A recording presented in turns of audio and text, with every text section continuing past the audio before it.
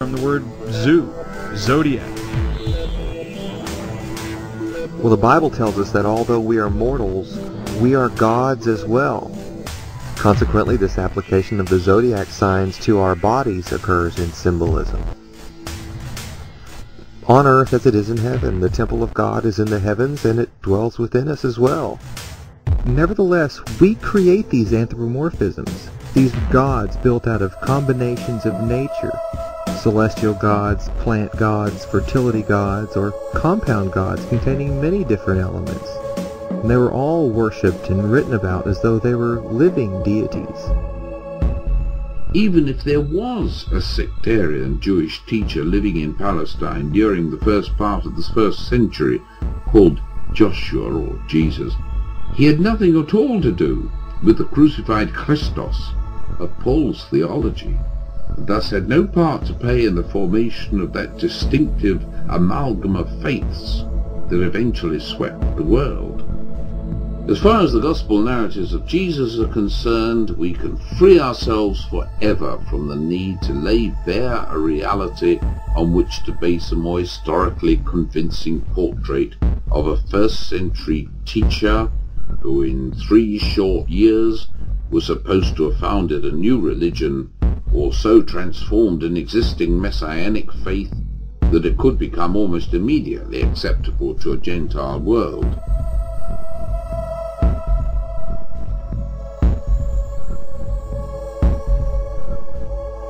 We are dealing with myth, not history.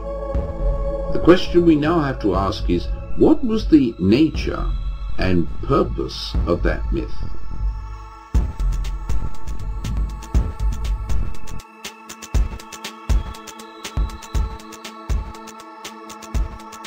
Sol Invictus is often referred to as Mithra because of their strong correlation.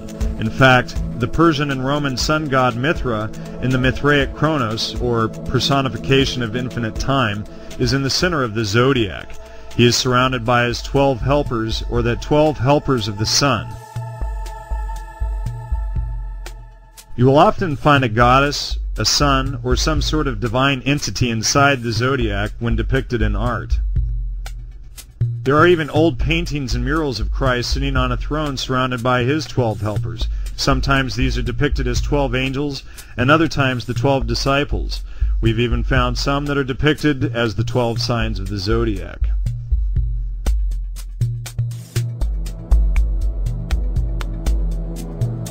The important thing to know about the deity is that the deity is merely a character. It is the character's characteristics and the physical posture that are important. The name of the character can be interchanged and applied to different cultures and ages, but the numerous characteristics have remained the same in various deities, including Christ, Krishna, Horus, Mithra, Buddha, Quetzalcoatl, and many others. Many of these characteristics represent this star of wonder, this only begotten Son of the Creator, God of God, light of light, very God of very God, begotten, not made. In other words, and as Jordan Maxwell likes to point out, this ball of light in the sky is not our responsibility, it's God's responsibility. It's not our sun, it's God's sun. This worshipful sun is the main star of all stars. It's the only star that is of real importance to us because it gives us our life. And likewise in this macrocosmic personification, the sun and all other stars in the sky are kings, making Jesus and Horus and all the other sun gods the King of Kings. Mythology never ended. Jesus is the newest myth, and most people are smart enough to know this fact, but so many are just too frightened to face it. The animals in my house tend to follow the warm sunlight around the house in the morning time, and these splashes of sun on the floor are in different locations at 7 a.m. in the spring versus 7 a.m. in the fall. It's the tilting of the Earth's axis that brings about these seasonal changes, and as simple of a concept as this may be, this is the gateway into some of religion's most guarded mysteries. If you film, videotape, or even take a time-lapse photograph of the northeastern section of the night sky on a clear night, you will see the apparent rotation of the stars around the North Star as the Earth rotates on its axis. But notice as these stars appear to spin in a circle, the stars on the eastern horizon appear to rise, just like the sun does. Before there were calendars, and long before there were streetlights on every corner, one could watch the night sky and know when to prepare for winter or when to plant the crops. However, today with our bright lights in big cities, it's growing more and more difficult to see the stars at night due to something called light pollution. Our ancestors didn't have this problem. Their mystery schools and celebrations and their rituals were centered upon these yearly and easily observed celestial cycles, and the night sky would come to life with its stars. In order to better understand these yearly celestial cycles, let's begin in spring. At 8:30 a.m. we see that the sun is above the horizon, and behind it is the constellation Pisces. And as we fast forward to autumn, we notice that the sun appears to remain in the same region of the sky at this particular time of day. And if we fast forward 2 months, we see that the sun appears to be in a completely new location at this exact same time of morning. When we superimpose the position of the sun at 8:30 a.m. in the early autumn with the position of the sun on Christmas morning at this very same time of day, the movement is obvious. This falling occurs under the sign of Scorpio in the autumn. The scorpion is the backbiter. It can betray you by looking you in the eye while it stings you with its tail. And when stung, the bite of a scorpion can resemble two lips like a kiss.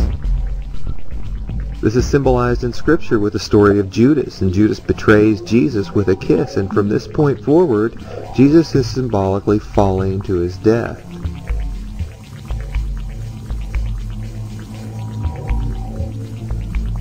And in nature, from this point forward, from our earthly perspective, the sun appears to be rising on the horizon closer and closer to the south each day. It's been falling to its death since its brush with the scorpion. And every day, it's been moving further and further to the south, and the days are getting shorter and shorter. The nights are getting longer and longer, and it's getting colder and colder. On the first day of the winter solstice, December 21st, the sun will not only cease its apparent descent into this abyss, but it also stops this southerly movement. And for 3 days, the sun will appear to rise on the horizon in the exact same place.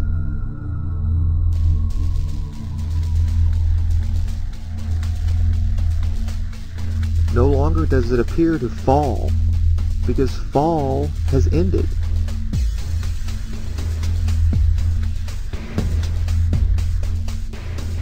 After the sun has appeared to be dead for 3 days, having not moved in its usual fashion, it begins to move in the opposite direction, to the north, and the cycle continues.